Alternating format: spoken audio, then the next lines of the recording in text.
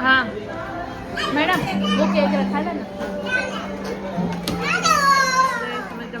નીકળી ગયા ઘરે જવા માટે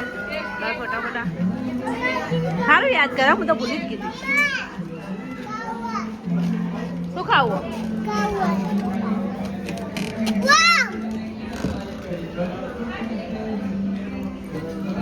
ગાઈસ અહીંયા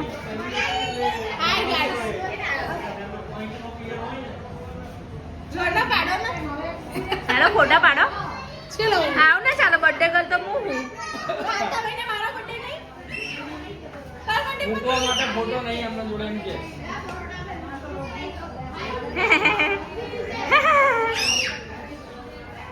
જો માં ખુશી બેન મારી દિયાની તબિયત ખરાબ થઈ ગઈ થોડીક વાર થઈ જશે